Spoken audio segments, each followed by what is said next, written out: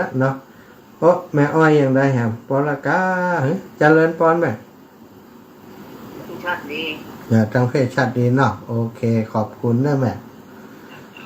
เอาสถาปอละเอาละปอก็ต้องปิดก่อนเนอะก่อนอันก็โทรมาแฮมช่วงนี้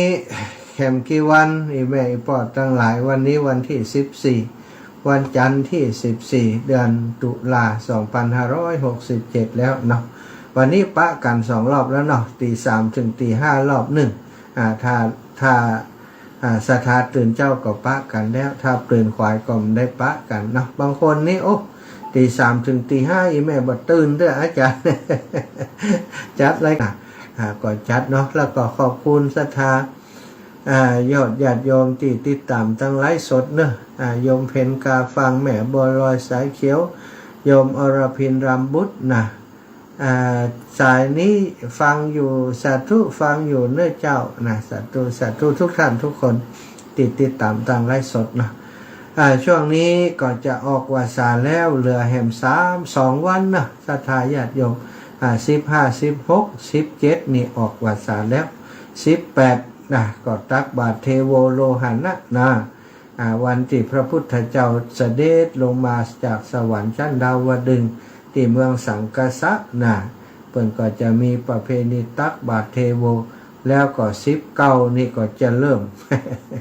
ฤดูกาลกฐินเริ่มแล้ววันเสาร์ที่19เนาะอาตมาจั่วหัวเลย19นี้ไปทอดกฐินที่วัดอินทขิน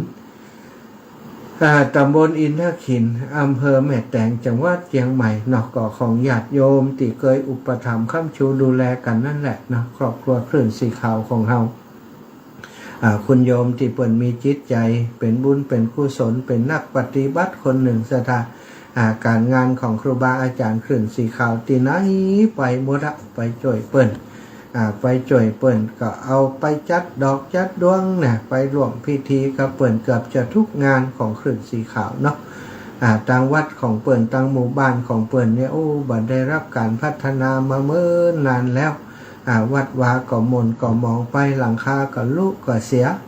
เปิ่นก็มาปรึกษากับทุกปีเปิ่นนับถือเคารพอาตมาเหมือนกับปีอายเปิ่นก็ห้องทุกปีนะอันบ่มีไผเป็นเจ้าภาพกฐินกำเตือทุกปีเนี่ยเองได้ดีฮะ ทุกปีเป็นให้น้องจิมเตอร์อีหรอกก็ทุกปีก็จะมีตังนะอีไล่เองได้แกก็ว่ามันเป็นอย่างถ้าทุกปีน้ำมันถึงมีคนช่วยอีหรอกก็เลยว่าเอาตกกระไดพลอยกระโจนนะก็เป็นเจ้าภาพคือเปิ่นก็นับว่าเป็นกฐินเจ้าแหลกที่เป็นเจ้าภาพเป็นทางการนี่นะสถาเปิ่นให้เป็นประธานนี่วะเนาะประธานกล่อมเปิงเหี่ยสตังกล่อมมีนักมีหลายญาติโยมอุปถัมภ์ก็คนเฒ่าคนแก่ตึงนั้นบ่ใจว่าคนมีทางอะไรเนาะแต่เป็นยังในว่าเปิ่นขอมาก็จ่วยกันไปนักน้อยบ่ใจสำคัญอยู่ที่สตังศรัทธาขอคือมันเป็น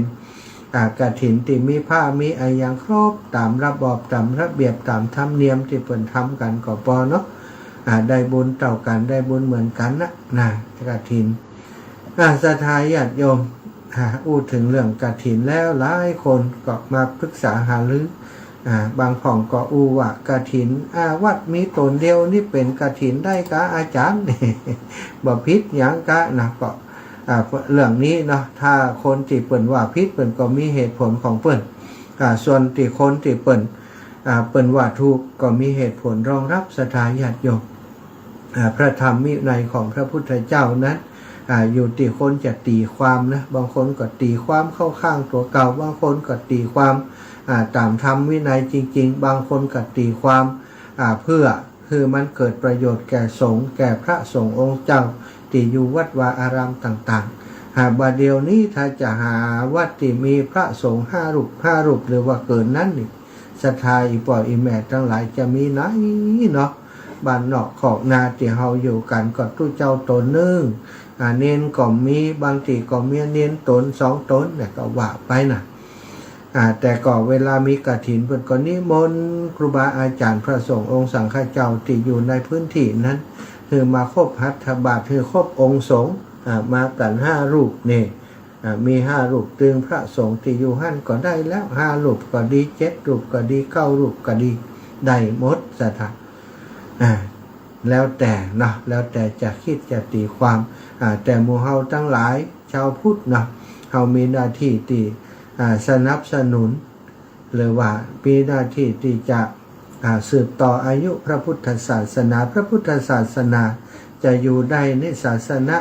บุคคลศาสนาธรรมศาสนาบุคคลศาสนาวัตถุสถานศาสนาพิธีศาสนาธร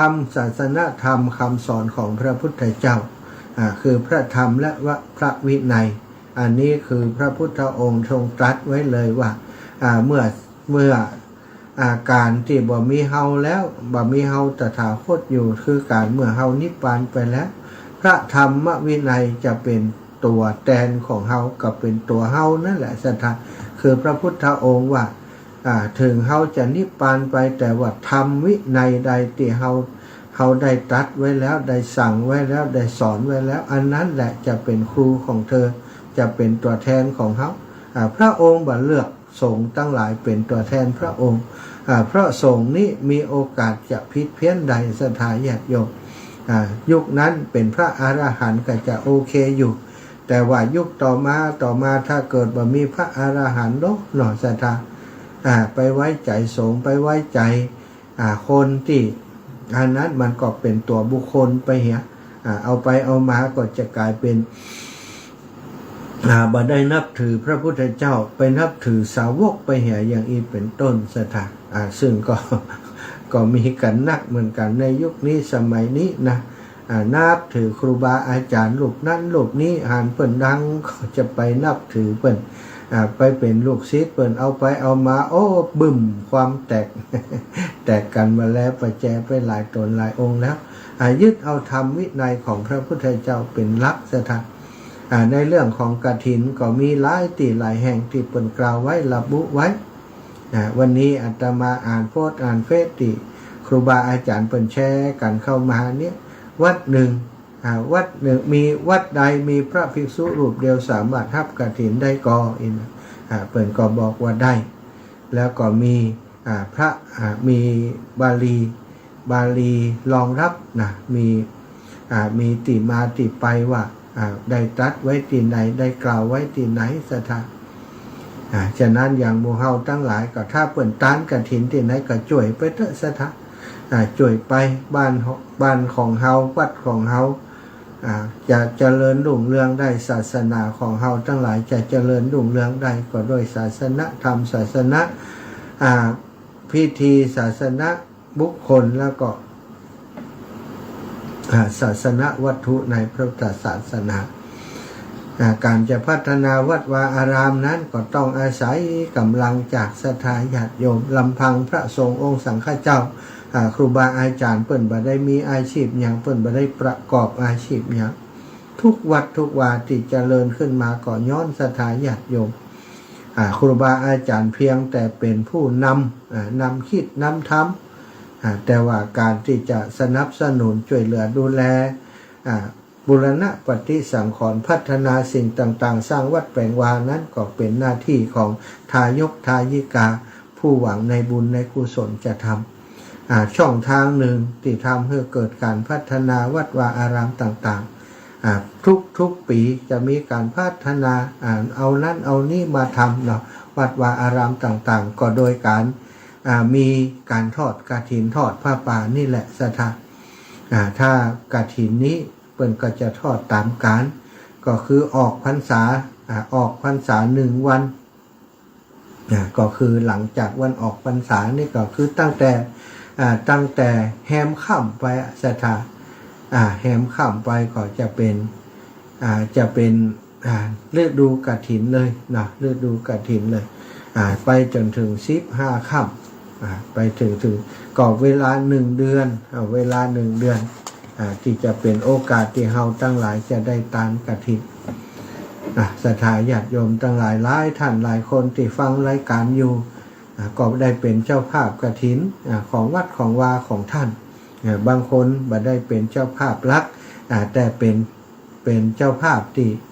ร่วมด้วยช่วยกันสนับสนุนกันในหมู่บ้านบ่มีไผมาจองเปิ้นก็เอากันเองจองกันเองซะทะอาจจะมีคนที่อาสาเป็นผู้นำเหี่ยวคนหนึ่งเป็นเจ้าภาพต่อจากนั้นคนอื่นๆก็ร่วมกันคนละต้น2ต้นนะต้นกฐินต้นสมทบองค์กฐินนั้นเนาะต้นสมทบต้นปัจจัยสมทบนั่นนะส่วน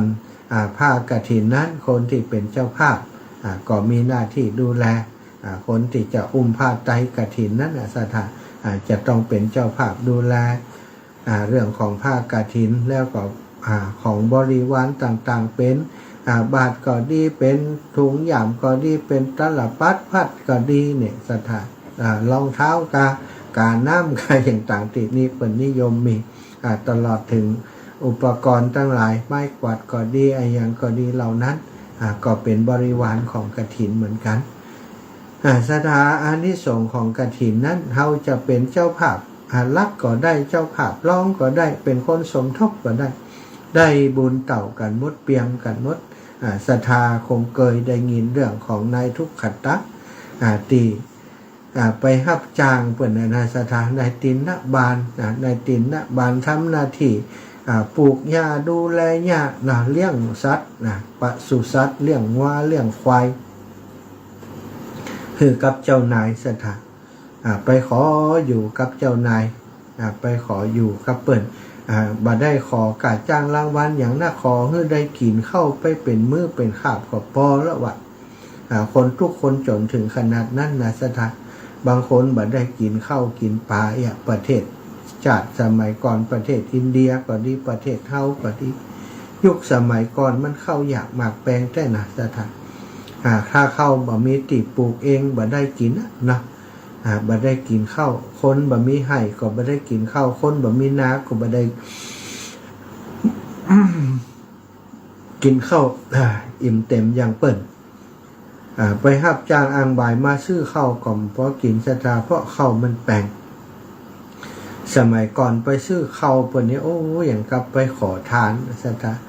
ขอซื้อข้าวลิตรนึงนี่นะข้าวพอกินนี่นะเปิ้นว่าโอ้พอก็เนื้อมีหมู ขายไปอ้อนไปขอเพิ่นโอ้มันเดี๋ยวนี้จวนก็จะอ้อนเนาะกับข้าวเปิ้นมีขายเพิ่นเลิกเปิ้นเตอจะเอาขี้ไก่มีหมดแต่สมัยก่อนมันมีอย่างอีซะนะบ้านนอกขอกนายชำให้เนาะอย่างประเทศอินเดียเนี่ยบางคนบ่มีกินเนี่ยซะนะบ่มีข้าวกินไปอาศัยหับจ้างเปิ่นขอให้ได้กินข้าวไปวันๆปอกนายตินนบาลนี่เป็นทุกขตะอนาถาสถานไปหับจ้างท่านเศรษฐีก็โดยหวังแค่อาหารกินไปแต่ละมื้อแต่ละวันท่านเศรษฐีก็ตึ้มมือเพิ่มกันแล้วเนาะใจดำอละรุนหน้าที่จะฮื้อเปิ่นของกันเนาะอันนี้บ่ฮื้อกะเข้ากินนั่นน่ะวะแกก็ทำงานดีนะสถาไปเกี่ยวหญ้าฮื้อวัวฮื้อควายของท่านเศรษฐีเปิ่นทำเปิ่นมีวัวมีควายเปิ่นทำปศุสัตว์หรอก ก็พอถึงฤดูกฐินนี่กะสัตว์ท่านเศรษฐีก็ได้เตรียมจะทำกฐินถวายแก่พระภิกษุสงฆ์ เปิ่นบอกว่าวัดหยังซะนะ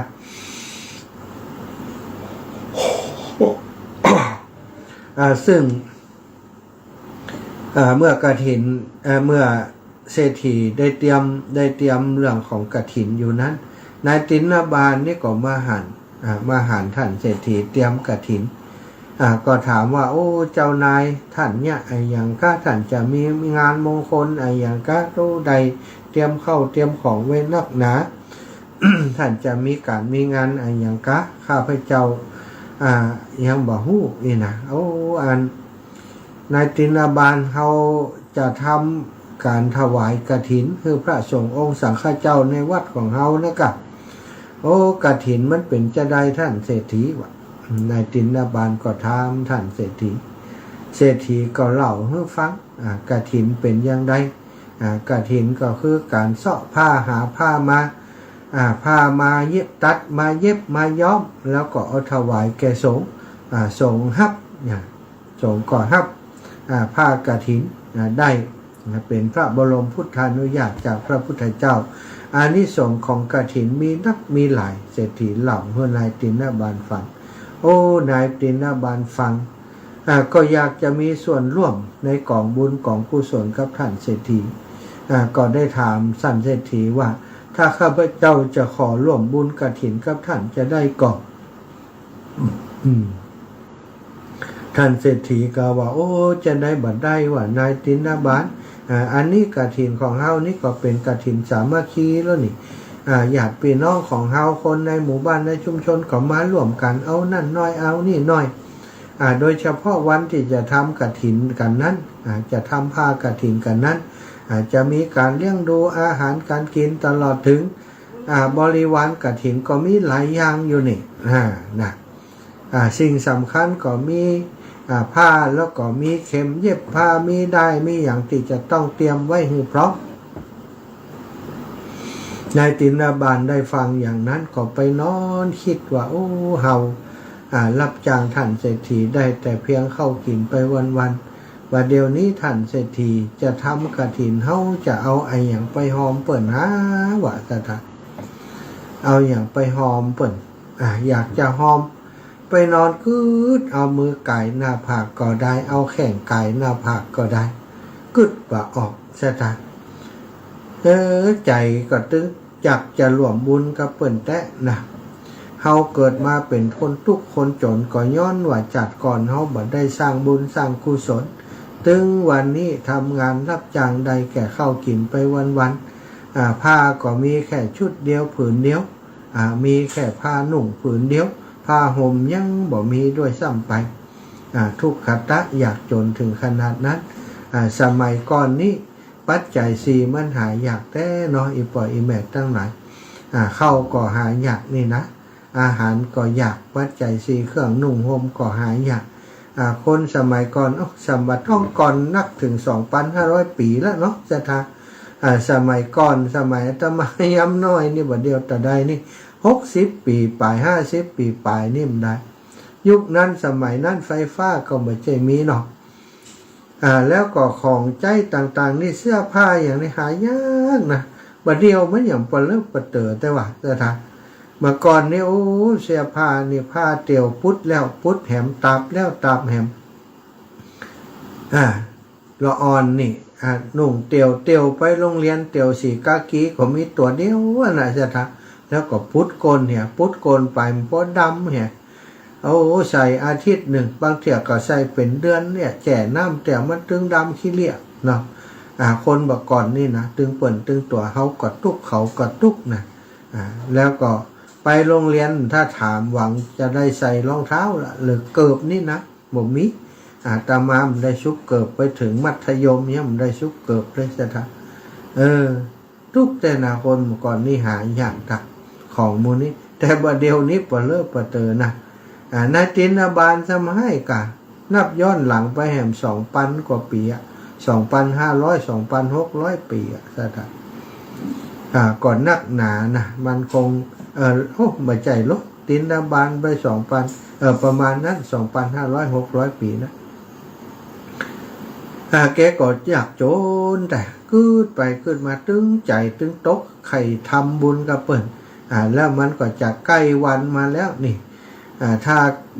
บามีอย่างไปรวมก็คือโอกาสในการจัดการกฐินด้วยเปิ่นก็คงบ่มีละนึกถึงตัวเก่าเนาะกรรมมาเตือนศรัทธาบุญวิบากมันกรรมมันเสี่ยงวิบากติดทุกข์มันเสี่ยงเนาะกรรมทางดีมันมาเตือน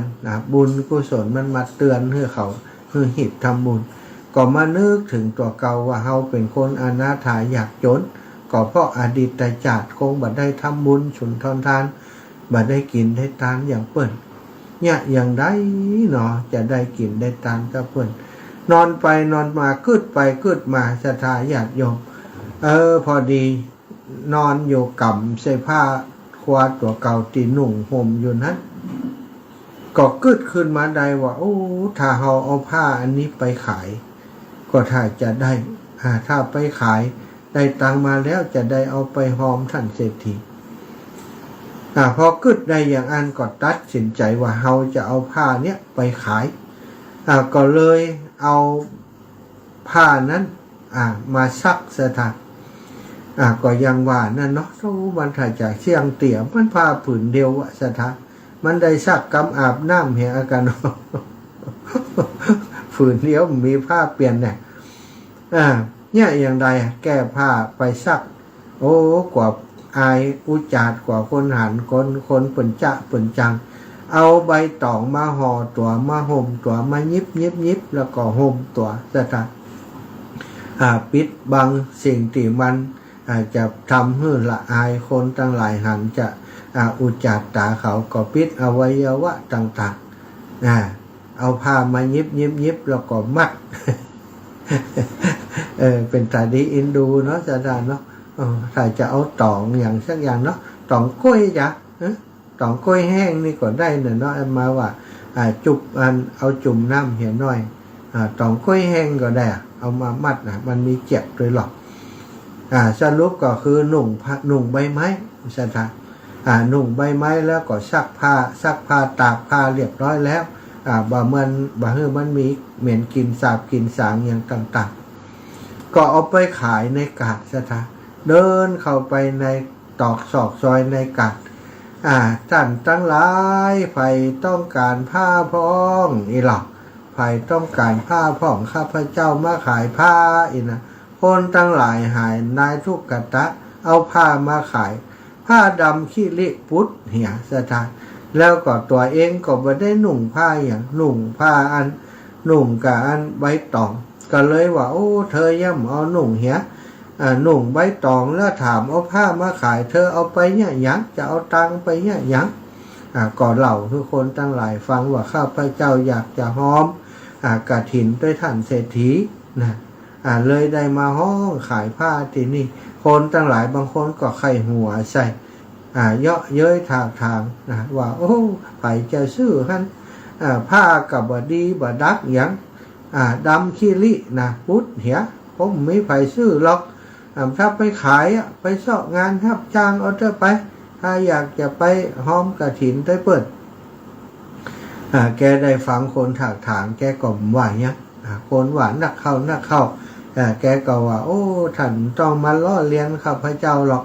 ข้าพเจ้าจะเป็นคนจนจัดนี้เป็นจัดสุดท้ายวะดูจะตั้งใจจะเป็นคนจนรุ่นสุดท้าย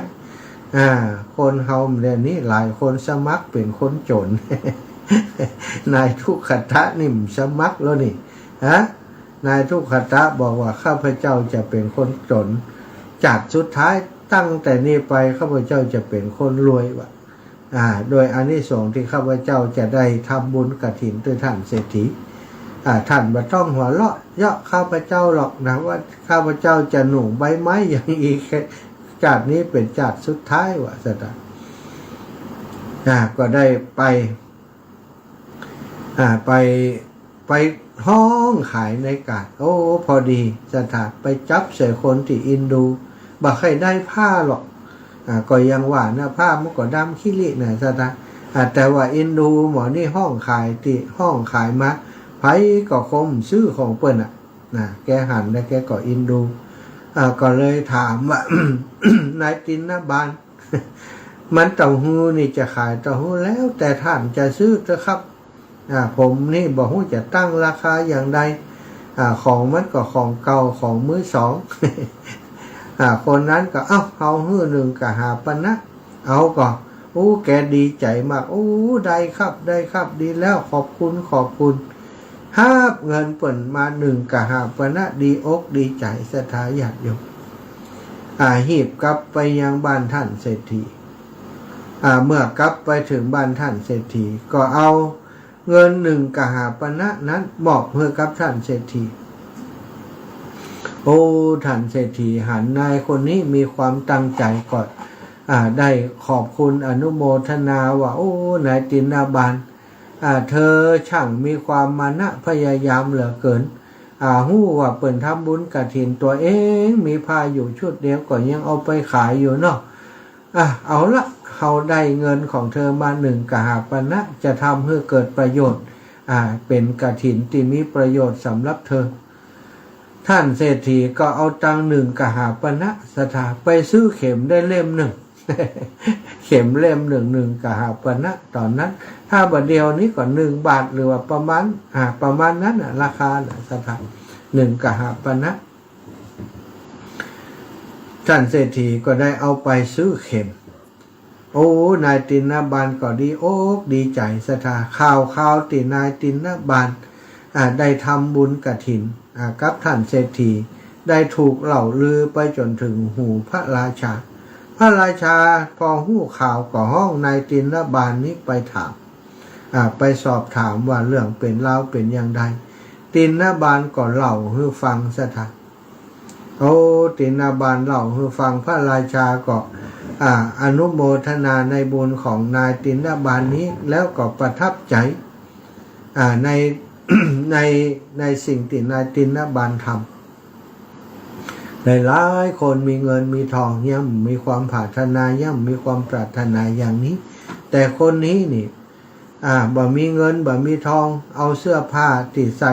ผืนเดียวใส่อยู่นี้เอาไปขายเพื่อจะได้ร่วมบุญร่วมกุศลกับกฐินพระราชาก็เลยบอกว่าตั้งแต่นี้ไปเธอบัดต้องมาเป็นคนยากจนแหมแล้วฉันจะทำให้เธอเป็นเศรษฐีในวันนี้เลยว่าพระราชาก็พระราชทานพระราชทรัพย์ให้มากมายสถานมีบ้านบ้านเปิ่นฮ้อว่าบ้านสวยเนาะ4 ตำบลคือกับนายตินบาลพร้อมครับหาผู้หญิงสวยงามมาให้มอบทรัพย์สินต่างๆให้กับนายตินบาลแล้วก็ขอเพียงว่าขอให้มีส่วนแห่งทานที่นายตินบาลได้ถวายกฐินทานร่วมกับท่านเศรษฐีเท่านั้นศรัทธาญาติโยมอันนี้นะอันนี้ส่งบาใจน้อยเลยนี่เนาะขนาดแค่เข็มเล่มเดียวศรัทธาเนาะยังได้บุญได้อันนี้ส่งมากมายฉะนั้นศรัทธาอีปออีแม่ทั้งหลายถ้าวัดว่าอารามใดบัดเดียวจะออกวาสาแล้วนี่แต่ละวัดแต่ละวาบางวัดยังมีคนจองกฐินกำเตือปากันจองเตอะอีปออีแม่จวนกันจวนลูกจวนหลานจวนปี่จวนน้องอูกับครูบาอาจารย์ในวัดของเฮาแห่ครูบาอาจารย์ตอนนี้ว่ายังใดถ้ามีกฐินนั่นข้าเจ้าจะขอร่วมร่วมบุญกฐินเป็นกฐินสามัคคีจะได้ก่อจ้าหอมกันคนเล็กคนน้อยนี้จะดีกำดีอย่างใดเนี่ยไปปรึกษาหาหรือปวารณากับเพิ่นสถานถ้าเฮาไปปวารณามีคนเป็นเจ้าภาพแล้วมีคนก่อเก้าแล้วอาตมาเชื่อว่าคนอื่นๆก็อยากจะทำเช่นเดียวกันบุญใหญ่อานิสงส์ใหญ่เนาะสถานกฐินทานบ่ใจว่าหาทำได้ทุกวันเนาะในปีหนึ่งก็มีเดือนเดียวเท่านั้น1 เดือนเท่านั้นที่เราจะสามารถทำบุญกฐินได้ก็เพื่อศรัทธาญาติโยมทั้งหลายได้พินิจพิจารณาดูถ้าวัดใดเปิ่นบ่มีเขาก็ไปเป็นเจ้าภาพเพื่อเปิ่นป้ากันป้าลูกป้าหลานไปเนาะตั้งแต่แฮม1 ค่ำเดือนเกียงเดือน11นี่เดือน11ใต้เนี่ยเดือนเกียงเหนือนี่นะศรัทธา11 ค่ำเดือนเกียงไปจนถึงปุ้น15 ค่ำไปจนถึง15 ค่ำเดือน12หรือว่าเดือนยี่เดือนยี่อันนี้ก็คือเวลาที่เขาจะตอดกฐินได้เนาะปีนี้นี่อาตมาได้บุญหลายเนอะ ได้บุญหลายเพราะว่าไปช่วยเป็นเจ้าภาพเพื่อเปิดหลายตีศรัทธาญาติโยมก็ยังว่านะคนนั้นฮู้จักมาฮู้นี่ฮู้จักอาตมามาเปิ่นก็นึกว่าเฮาถ้าจะมีตังนักตังหลายมีศรัทธาญาติโยมอุปถัมภ์นักเนาะเปิ่นก็ขอมาแต่ก็บอกคือเปิ่นแล้วถ้าเข้าใจตามนี้ก็จะช่วยแต่ว่าถ้าเข้าใจว่าจะต้องได้เงินเป็นแสนเป็นล้านนี่หมดปัญญาที่จะช่วยแต่ถ้าเป็นเจ้าภาพเก้าถ้าช่วยกันปีช่วยน้องช่วยปีช่วยกันคนละไม้คนละมืออันนั้นก็ได้อยู่เปิ่นก็เข้าใจก็เลยได้ช่วยเปิ่นหลายตีหลายแห่งอยู่วันที่19วัดอินทขินเนี่ยตีอันแม่แตงเนอะตำบลอินทขินอำเภอแม่แตงจังหวัดเชียงใหม่ก็มีศรัทธาญาติโยมไปด้วยกันหลายกันรถอยู่เนาะ บ้านนางแลโยมแม่พิสมัยโยมแม่บัวลอยสายเขียวก็ไปบ้านบุญเกิดโยมน้องสุขโยธินแม่น้อยอินยาศรีนะบ้านหนองพระเจ้าทันใจน้องพองพินเขาก็ไปด้วยกันสันติภาพก็ไปด้วยกันหนึ่งกันแล้วก็บ้านโถกหัวช้างก็หนึ่งกันนะทุ่งโป่งแหมหนึ่งกันโอ้ไปหลายกันอันละแล้วนี่เนาะไปด้วยกันไปทำบุญทำกุศลด้วยกันคนละเล็กละน้อยไปวันที่19เสร็จแล้วก็ปิกมาไปวันที่20ก็ไปบ้านสมัยแหมสถาทัดกัน2วันเลยนะบ้านสมัยวันที่20จากนั้นวันที่23ก็วัดทุ่งโป่งวัดบ้านเกิดของอาตมาก็จะไปดูแลเปิ้นแต่ว่ามีเจ้าภาพเข้าเจ้าภาพรักและทุ่งโป่งอาตมาก็ไปเสริมเปิ้นแหมแล้ววันที่26นะรู้สึกว่า26นี่วัดพุทธศรีคีรีถ้าใครมีข้อมูลที่ถูกต้องบอกอาตมากินวันที่27นี่ก็ของคุณโยมกนกพิชัยนาวัดห้วยงูในบ้านห้วยงูในเนาะอันนี้ก็จะคงก็จะไปร่วมเปิ้นด้วย เพราะได้ตั้งใจไว้เนาะว่าอันกฐินตีห้วยงูนี่ก็จะไปช่วยดูแลเปิ้นด้วยวันที่27จากนั้นก็ปุณณสถาวันที่1 2 3อย่างมีหลายเจ้าหลายคณะที่เปิ้นจะทำกฐินกัน1 2 3วันที่ไปจนถึงสิ้นเดือนอันกลางเดือนไปสิ้นเดือนเนี่ยไปถึงวันที่15เดือนพฤศจิกาเนาะวัดบรรพตสถิตก็วันที่8เนอะสถาวันที่8วันที่8เดือนพฤศจิกาวัดบรรพตสถิตที่นี่ดูรายการแล้วปะทบตึมได้อยู่สักวันนะเนาะมันเป็นอย่างสถาก็เป็นหน้าบุญ เป็นหน้าบุญ เป็นหน้าบุญที่ได้เกิดมาพบพระพุทธศาสนามาอยู่ในพื้นที่ตรงนี้มีโอกาสร่วมบุญร่วมกุศลกระทำไปสร้างสมปุญญาบารมีกันไปคนละเล็กละน้อยวัดวาอารามใดที่เปิ่นมีกฐินเนาะกำหนดเรียบร้อยแล้วก็บอกกันได้เนาะโทรมาในรายการก็แจ้งบอกก็ได้สถาเอาละเนาะจะปั่นเวลาให้สถาญาติโยมได้โทรมา19:47 นาทีก็สัก10 นาทีก็ได้เนาะ0808844173 0808844173เนาะหลายคนก็อาจจะโทรมติ๊กนะเพราะว่าตะกี้ปิดเขียงไว้ ถ้าปิดเขียงก็เล่นโทรมารายงานผลการรับฟังติ๊กบอกว่าเอาสักสาย2 สายนี่เล่นเนี่ย5-6 สายเนาะจำเป็นต้องปิดเขียงไว้ทุกครั้งแต่จะมาปิดเขียงก็ลืมเปิดทุกครั้งเหมือนกันหลายคนให้จะเต็กมาแล้วว่าจะได้มันเข้าสักเดือนปิดเขียงไว้สตาเอาละเปิดเรียบร้อยเนอะโทรมาได้ละเจริญปอน6445เลือดมุนไหนกันได้มาทวนมุนสักกำโอ้นั่นลืมไปละปิดเครื่องย้ายแม่ขึ้นโทษเลยกันได้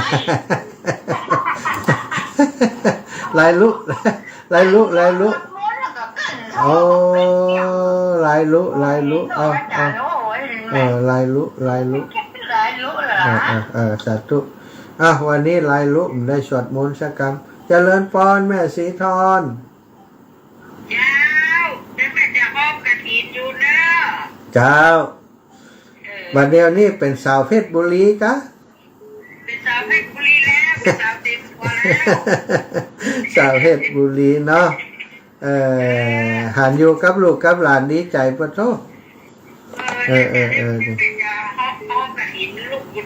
จ้าแม่แ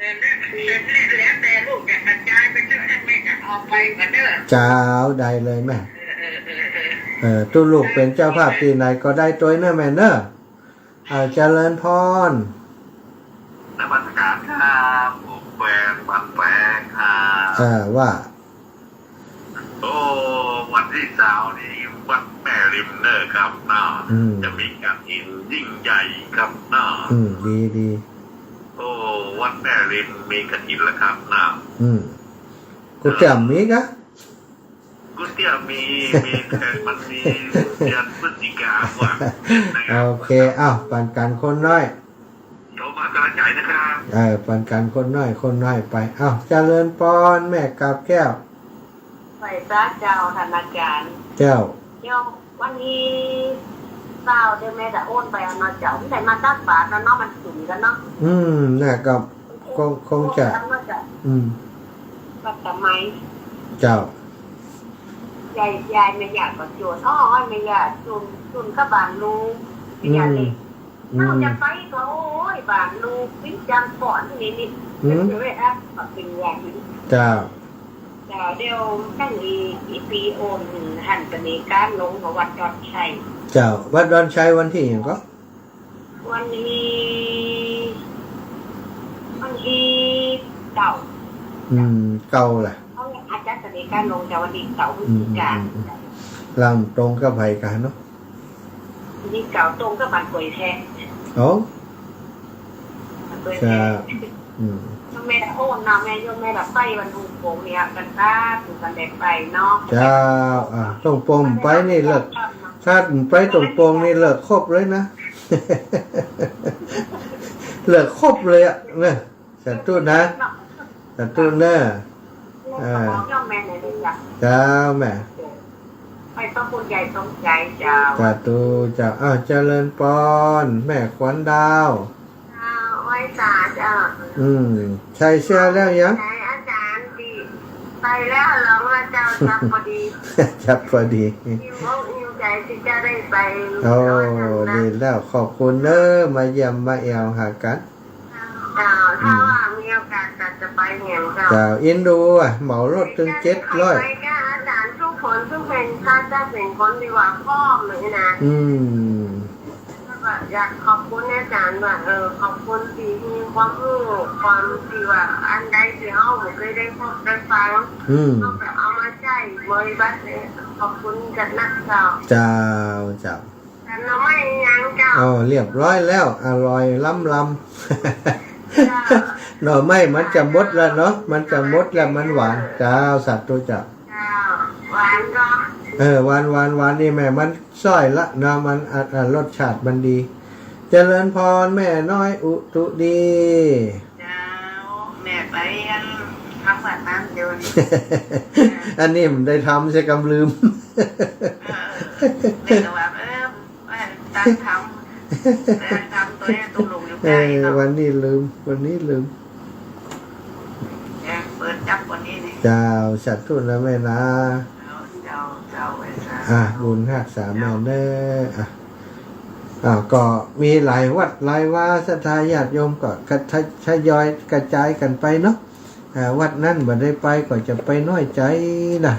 ใจเย็นก็อยากจะไปทุกวัดทุกวาละแต่ก็ยังว่านะเนาะกฐินนี่วัดใดก็มีนะลบตังหนึ่งเจอตังหนึ่งลบตังหนึ่งเจอตังหนึ่งว่ะเจริญปอนแม่บัวเย็นจันทบ อาจารย์ เจ้า เสียคือสีขาวยังอยู่บ่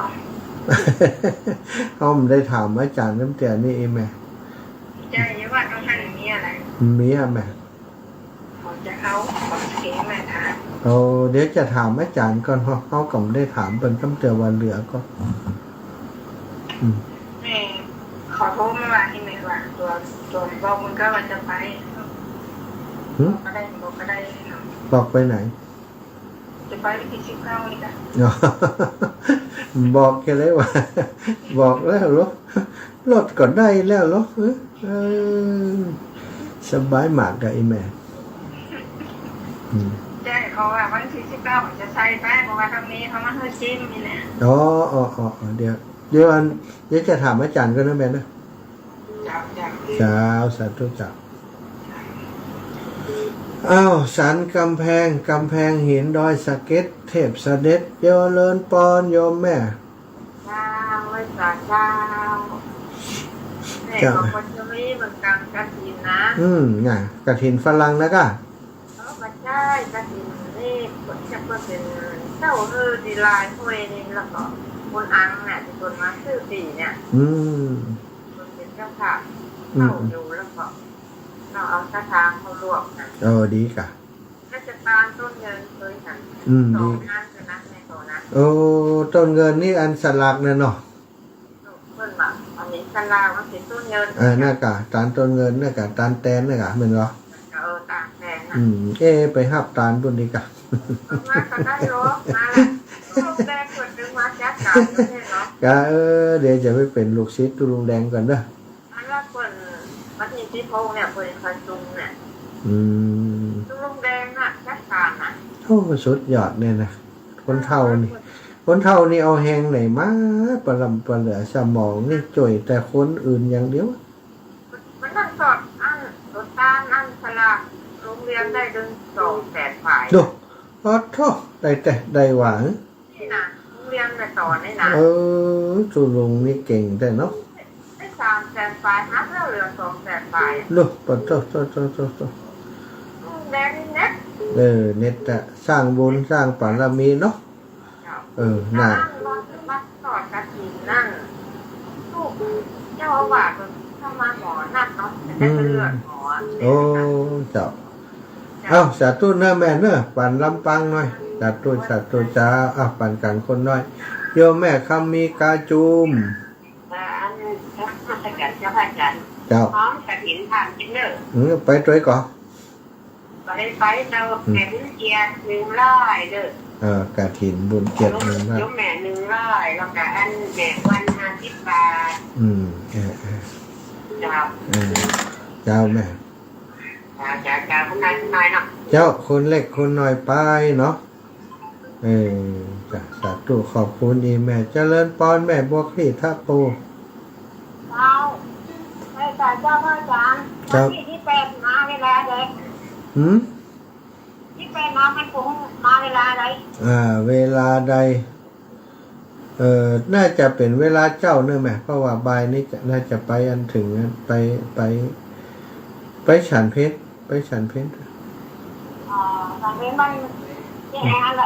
หัวไหนหัวมีไหนก่อนฮะน่ะว่าดีแบบนี้จะไปเอาหาเปิดวันที่18ประมาณเพนนี่แหละประมาณก่อนเพนอันจับดีตั้งใจว่าไม่คงเลยนะคงนะเจ้าก็ได้ไรนะตอนนี้แม่ยกแปลง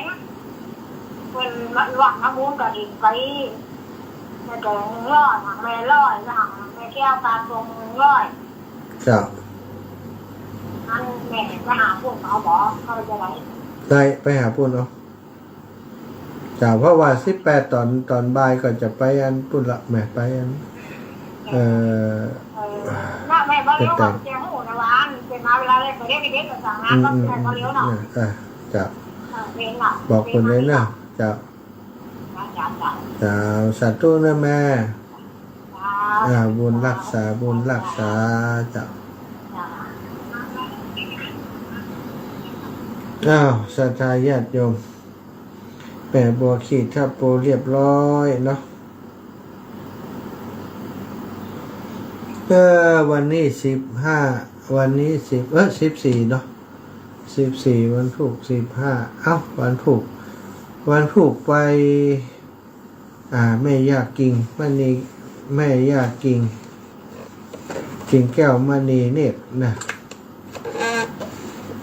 วันผูกจะไปโถกหัวช้างวันผูกไปโถกหัวช้างวันที่16นี่ไปบ้านห้วยฮี16ไปห้วยฮีศรีดอนชัยเนอะ15ไปโถกหัวช้าง16ห้วยฮีศรีดอนชัย17ไปโถกหัวช้างเหมือนเดิมเจริญพรแม่จันดีฟังอยู่กาฟังคนเดียวกาตุกแม่นี่ก็จะมีอยู่กันอยู่หมดแล้วกระถิ่นวันตีบจะหึว่าเด็กถามตู้ต้มเจียวเป็นเนี้ยวันเย็นยำพวกนั้นถามแล้วบอกกินเนอะถามแล้วบอกกินเนอะจะตูหมดเวลานะเวลาหมดเลยจะตู้โยมแม่บุญรักษา เอาละเวลาหมดเวลานำรายการจากลาศรัทธาไปด้วยเวลาเพียงเท่านี้ขอความสุขสวัสดีมีแก่ศรัทธาท่านเจ้าทุกท่านทุกคนสุมาอภัยบัดได้ปาสวดมนต์ไหว้พระสวดคนเดียวเด้อ อายุวันโนสุขังพระลัง